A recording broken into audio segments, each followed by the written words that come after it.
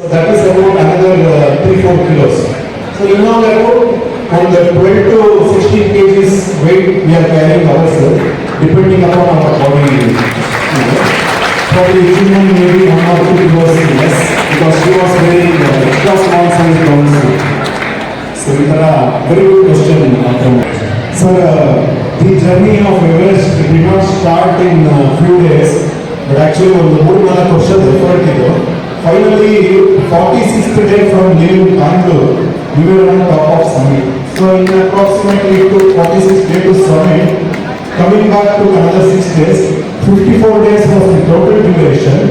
Base camp to the Everest summit over there, it took 4 to 5 days. 5th day, we were on top of base campus. Everest summit from base camp. Yeah, okay. Sir.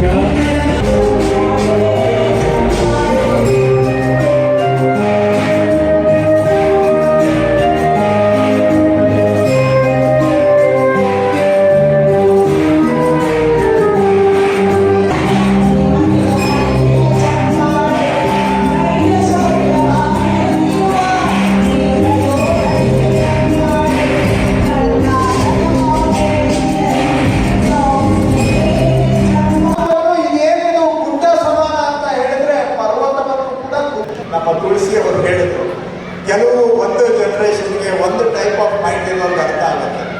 ನಮ್ಮ ದೇವರಾಜ್ ಅಣ್ಣಕ್ಕೆ ಕೇಳಿದ್ರೆ ಏನು ಕೆಲಸ ಎಲ್ಲ ಮಾಡೋಕ್ಕೆ ಇನ್ನೇನು ಅಂತ ಹೇಳ್ಬೋದು ಬಹುಶಃ ಅಂತ. ಅಂದರೆ ಅವರಲ್ಲ, ಅವ್ರನ್ನ ನಾನು ಸುಮ್ಮನೆ ಅವ್ರ ಹೆಸರನ್ನು ಉದಾಹರಣೆ ಆಗಿ ತಗೊಳ್ತಾ ಇದ್ದೀನಿ.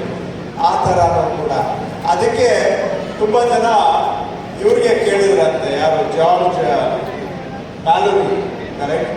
ಜಾರ್ಜ್ ಯಾರೋ ಹೇಳಿದ್ರ ಈಗ ಭಾಷಣ ಮಾಡೋರು ಯಾರಾದರೂ? ನನಗೆ ಮೊದಲು ಭಾಷಣ ಮಾಡೋರು ಯಾರಾದರೂ ಹೇಳಿದ್ರ? ಯಾರು ಹೇಳಿ? ಜಾರ್ಜ್ ಮ್ಯಾಲೋರಿ ಅಂತ ಬ್ರಿಟಿಷ್ ಮೌಂಟೇನಿಯರು. ಅವರು ತುಂಬ ಬೆಟ್ಟ ಹತ್ತವರಂತೆ. ಅವರು ಮೌಂಟ್ ಎವರೆಸ್ಟ್ ಹತ್ತಿ ಕೊನೆಗೆ ನೀವು ಸಬ್ಮಿಟೆಡ್.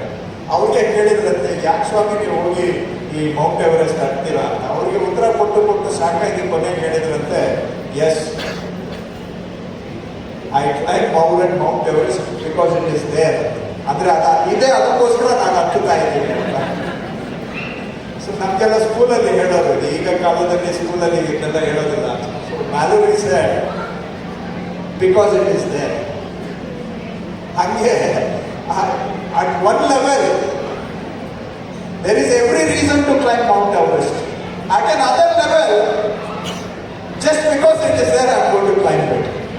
ಅದು ಅರ್ಥ ಆಗೋರಿಗೆ ಮಾತ್ರ ಬಹುಶಃ ಅರ್ಥ ಆಗುತ್ತೆ ಅಂತ ಕಾಣುತ್ತೆ. ಆ ತರಹ ಪ್ರಪಂಚದಲ್ಲಿ ಏನಾದರೂ ನನ್ನ ಜೀವನದಲ್ಲಿ ಒಂದು ಸವಾಲು ಗೆಲ್ಲಬೇಕು ಅಂತ ಹೇಳಿದ್ರೆ, ಏನಾದರೂ ನನಗೆ ನಾನು ಸಾಧನೆ ಮಾಡಿದ್ದೇನೆ ಅನ್ನೋ ಸ್ಯಾಟಿಸ್ಫ್ಯಾಕ್ಷನ್ ಬರಬೇಕು ಅಂದರೆ ultimate challenge is Mount Everest. ಅದನ್ನು ಇವರಿಬ್ಬರು ಸಾಧನೆ ಮಾಡಿ ಬಂದಿದ್ದಾರೆ. ಅವರಿಗೆ ಮತ್ತೊಂದು ಅಭಿನಂದನೆ.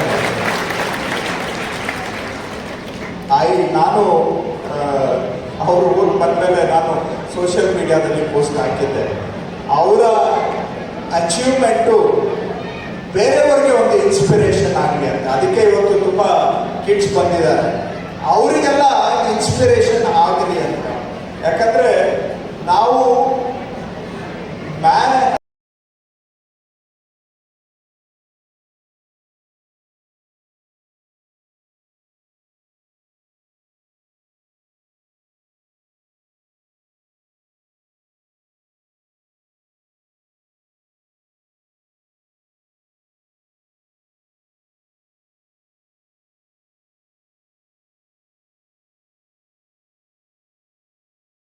ಅಕ್ಸೆಸಿಬಲ್ ಅಂತಾರಲ್ಲ, ಅಕ್ಸೆಸಿಬಲ್ ಮಾಡಿಕೊಟ್ಟಿದ್ದ ಗ್ರೂಪ್ಗಳು ಎಲ್ಲಿ ಹುಟ್ಟಿದಾವೆ ಅಂದ್ರೆ ಬೆಂಗಳೂರಿಂದ ಹುಟ್ಟಿದಾವೆ.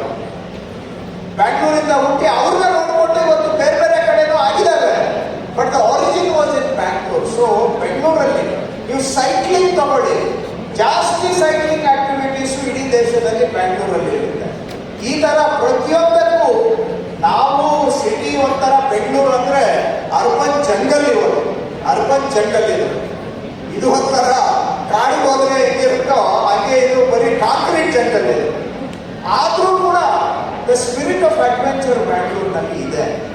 ಸೊ ಹಾಗಾಗಿ I hope they inspire kids to get closer to nature, to get closer to adventure. ಯಾಕೆಂದ್ರೆ ಬಹುಶಃ ನೀವು ಎವರೆಸ್ಟ್ಗೆ ಹೋಗ್ಬಿಟ್ರೆ ಅದು ನಾವು ಯಾರು ಡಿಸ್ಕ್ರೈಬ್ ಮಾಡೋಕ್ಕೆ ಆಗೋದಿಲ್ಲ. ಅಂತಹ ಫೀಲಿಂಗು, ಅಂತಹ ಸೆನ್ಸೇಷನ್ನು, ಅಂತಹ ದೃಶ್ಯ ಅಂತ ನಾನು ಅನ್ಕೊಳ್ತೇನೆ.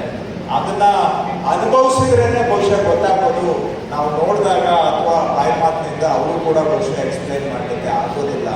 ಇದೆಲ್ಲ ಇದ್ರೇನೆ ಜೀವನ ನಮ್ಮದು ಸಮೃದ್ಧ ಜೀವನ ನಡೆಸಲಿಕ್ಕೆ ಸಾಧ್ಯ. ಇವತ್ತು ನಾವೆಲ್ಲ ಬರೀ ದುಡ್ಡು, ಆಸ್ತಿ, ಅಂತಸ್ತು ಇದನ್ನ ಚೇಂಜ್ ಮಾಡ್ತೇವೆ. ಅವೆಲ್ಲ ಇರಬೇಕು ಇಲ್ಲ ಅಂತಲ್ಲ, ಇಲ್ಲದೆ ಇದ್ರೆ ಜೀವನ ನಡೆಯೋದು ಇಲ್ಲ. ಆದರೆ life is more than that. Life is much more than that. ಲೈಫಲ್ಲಿ ಎಲ್ಲ ಇರಬೇಕು. ಕಲ್ಚರ್ ಇರಬೇಕು, ಆಕ್ಟಿವಿಟಿ ಇರಬೇಕು, ಸ್ವಲ್ಪ ನೇಚರ್ ಇರಬೇಕು.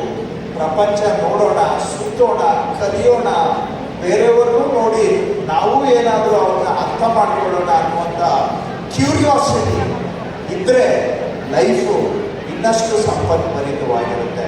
ಅದಕ್ಕೂ ಕೂಡ ಸಿಲ್ವರ್ ಇವತ್ತು ಸಂತೋಷ್ ಮತ್ತು ಚಿನ್ಮಯ್ ಆಗಿದ್ದಾರೆ. ಅವರು ನಮ್ಮೆಲ್ಲರಿಗೂ ಕೂಡ ಒಂದು ರೋಲ್ ಮಾಡೆಲ್ ಆಗಲಿ.